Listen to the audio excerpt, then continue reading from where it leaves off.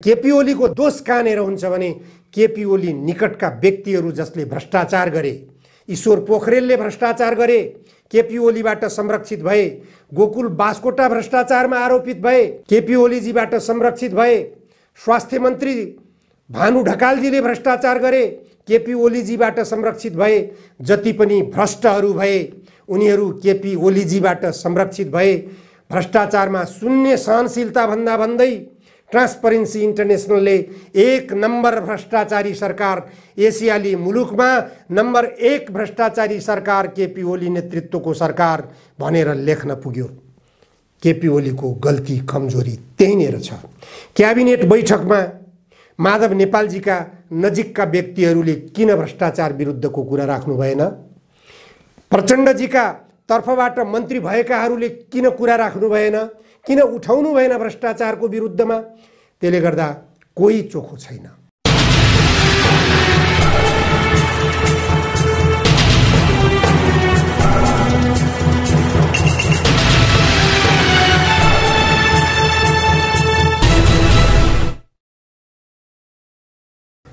आजको जनचासोको 93औं श्रृङ्खलामा जनधारणा खबरमा यहाँहरूलाई स्वागत छ। काठमाडौँको सडकमा फोहोर असरल्ल छ। महँगी वृद्धिले जनता आक्रान्त भएका छन्। पेट्रोलियम पदार्थको मूल्य बढेको बढै छ। भ्रष्टाचार शिखर चढिरहेको छ। सञ्चार मन्त्रालय लगायत विद्युत प्राधिकरणका भ्रष्टाचार मुद्दा अदालतमा सुनवाई हुन सकिरहेका छैनन्। मन्त्री परिषद विस्तार हुन सकिरहेको छैन। यो अवस्था, यो अन्योलता कहिलेसम्म हुने हो? राजनीतिक दलहरू असफल भइरहेको यो स्पष्ट सङ्केत हो। अर्कोतर्फ शेयरकास्ट नाम गरेको एउटा एनजिओ एमसिसीको प्रचार अभियानमा गाउँ गाउँमा सक्रिय भइरहेको जानकारी प्राप्त भइरहेको छ। शेयरकास्टका पदाधिकारीहरू त्यसका कार्यकर्ताहरूलाई एमसिसी विरोध अभियानमा लागेकाहरूले खोजी सुरु गरिसकेका छन्। उनीहरूलाई भेट्टाएपछि कारबाही गर्ने अभियानमा लागिरहेका छन्। संसदबाट पारित गराउन सरकारले प्रयास गरिरहेको अवस्थामा नेपालका राजनीतिक दलहरूले त्यसमा प्रतिबद्धता जनाइरहेको अवस्थामा अमेरिकाको सहयोगमा, अमेरिकाको खटनपटनमा, अमेरिकाको खर्चमा यस्ता खालका गतिविधिहरू, प्रचार अभियानका गतिविधिहरू एमसिसीको पक्षमा जनमत सृजना गर्ने भन्दै त्यस्ता खालका गतिविधिहरू सुरु भइरहेका छन्। त्यस्ता नयाँ अनुहारहरू गाउँ गाउँमा देखा पर्न थालेको जानकारी प्राप्त भइरहेको छ। अफगानिस्तानबाट अमेरिका समर्थितहरू लखेटिने क्रम जारी छ। अमेरिकी समर्थितहरूलाई खोजी खोजी मृत्युदण्ड दिन तालिबानहरू लागिरहेका छन्। यो अवस्थाले सङ्केत के गरिरहेको छ? नेपाललाई स्पष्ट रूपमा अफगानिस्तान बनाउने प्रयास भइरहेको छ। नेपाल र भारतको सिमाना खुला छ।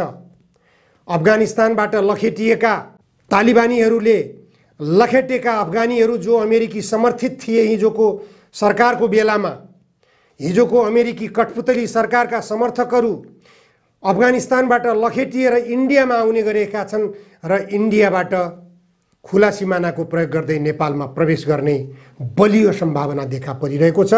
जसरी हिजो रोहिङ्गाहरू नेपाल प्रवेश गरेका थिए त्यसै गरी अफगानीहरू नेपाल प्रवेश गर्ने बलियो सम्भावना छ। यसरी अमेरिका समर्थितहरूको बहुमत बनाउने, जनमत बनाउने, गाउँ गाउँमा युद्ध गराउने वातावरण बनाइँदैछ। यो अवस्थातर्फ सरकारको ध्यान पुगिरहेको छैन। जनताको ध्यान जतातिर छ त्यतातिर सरकारको ध्यान छैन। जनताको ध्यान जतातिर छ त्यतातिर राजनीतिक दलका नेताहरूको ध्यान पुगिरहेको छैन।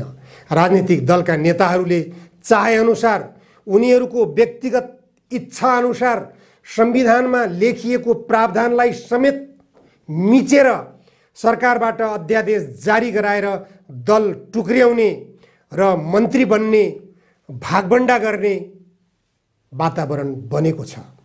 दुईवटा पार्टी थपिएका छन्।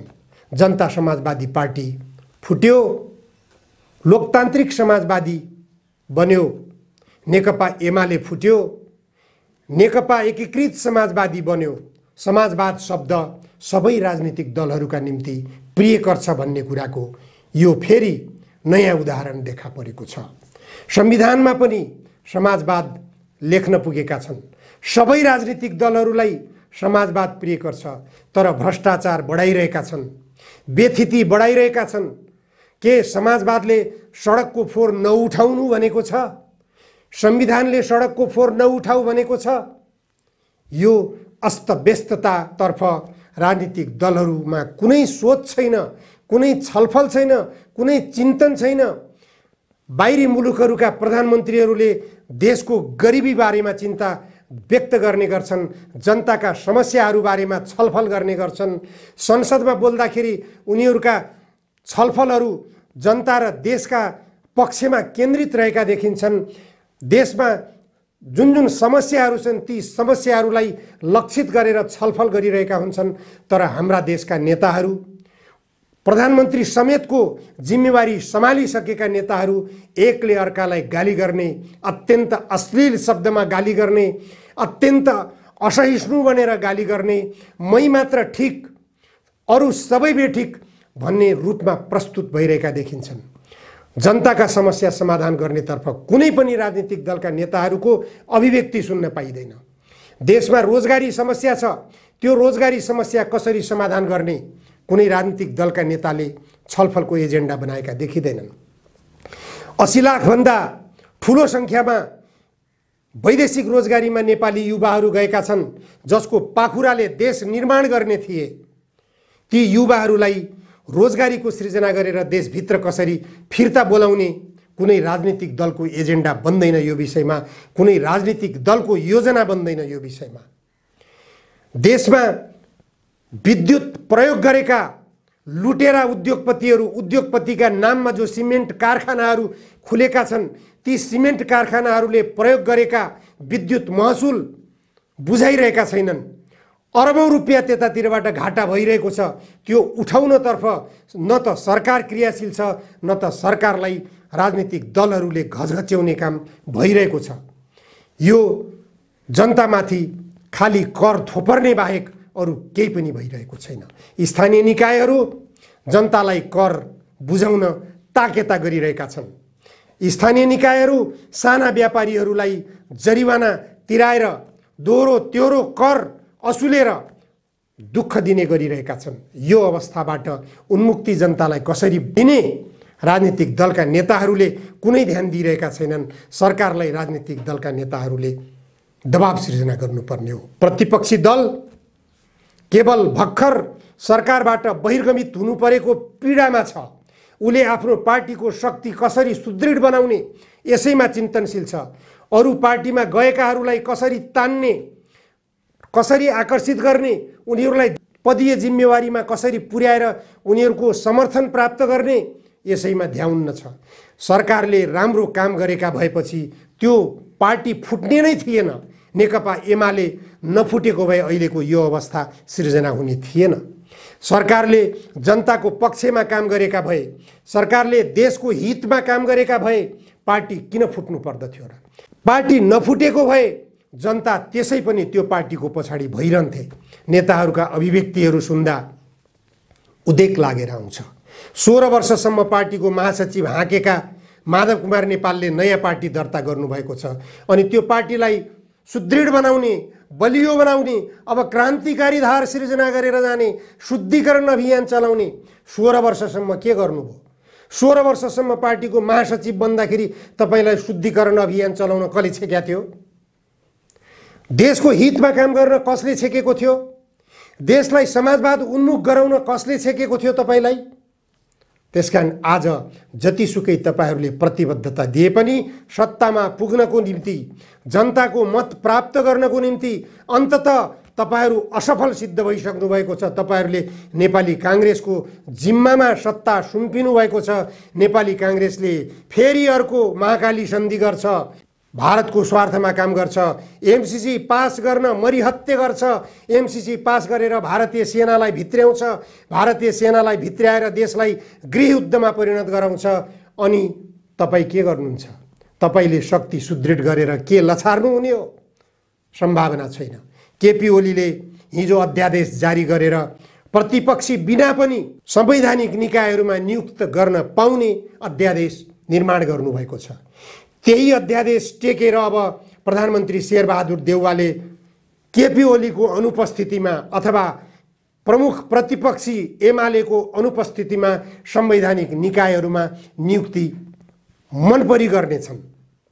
त्यसबेला मैले किन त्यस्तो अध्यादेश जारी गर्न लगाएछु भनेर पश्चाताप गर्ने बाहेक केपी ओलीजीसँग अर्को विकल्प रहने छैन। आफैले जारी गर्न लगाएको अध्यादेशलाई टेकेर तपाईको टाउकोमा शेरबहादुरले बन्चरो प्रहार गर्नेछ। अब तपाईले नियुक्त गरेका जति पनि संवैधानिक निकायका पदाधिकारीहरू छन् ती सबैलाई शेरबहादुर देउवाले विदाई गर्न सक्ने अधिकार उनीसँग छ। त्यसले गर्दा यी सबै गतिविधिहरूले प्रतिपक्षी दलको नेताको हैसियतबाट केपी ओलीले केही पनि गर्न नपाउने, कुनै अधिकारै नपाउने गरी आफैले जारी गर्नुभएको अध्यादेशको प्रहार आफूले पाउनुहुनेछ। छिमेकी देश भारतका सत्तासीन पार्टीका विदेश विभाग प्रमुख विजय चौथाईवाले काठमाडौँमा अड्डा जमाएर बसिरहनु भएको छ। उहाँको के स्वार्थ हो?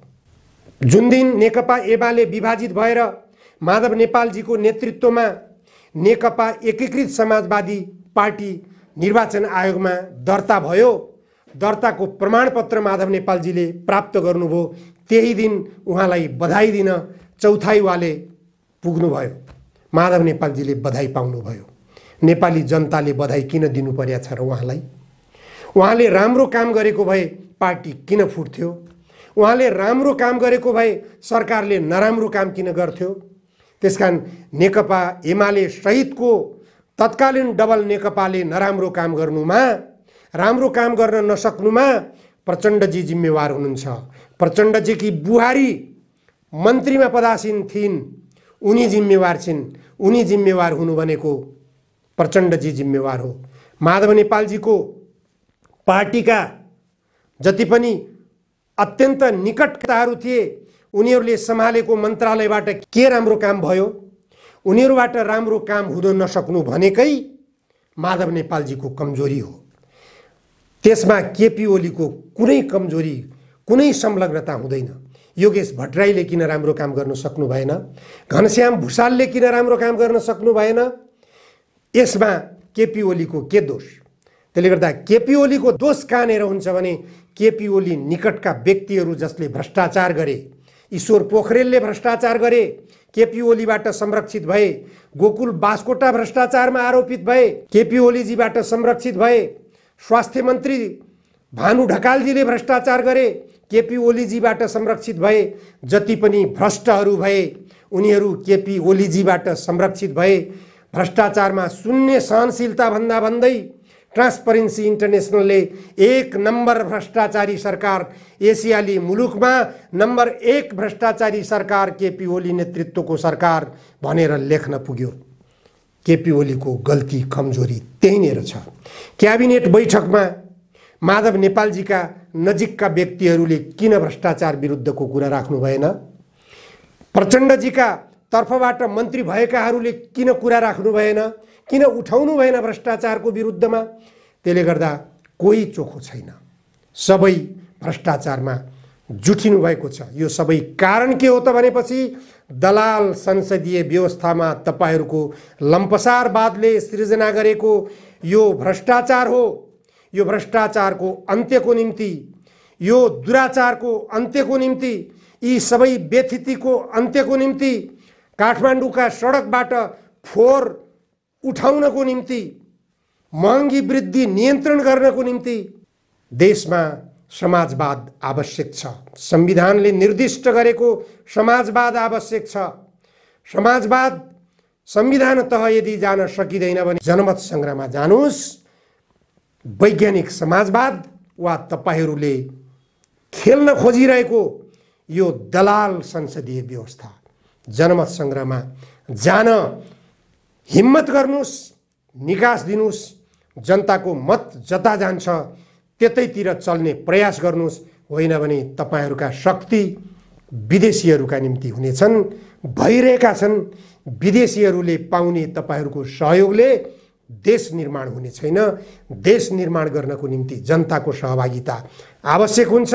जनताको सहभागिताको निम्ति वैज्ञानिक समाजवाद एकमात्र विकल्प हो। यो देशलाई दलाल संसदीय व्यवस्थाको यो लम्पसारवादी प्रवृत्तिबाट मुक्त गराउनको निम्ति वैज्ञानिक समाजवादमा देशलाई प्रवेश गराउन ढोका खोल्नुस्। जनमत सङ्ग्रह मात्र विकल्प हो। तपाईँ सबै राजनीतिक दलहरूलाई सफल बनाउने बाटो त्यही हो। तपाईहरू यो दलाल संसदीय व्यवस्थामा असफल भइसक्नु भएको छ भन्ने कुरा तपाईहरूको शक्ति स्खलित हुनुले पनि प्रमाणित गरिरहेको छ। बाटो खोल्नुस्। आजलाई यति मात्र। धन्यवाद।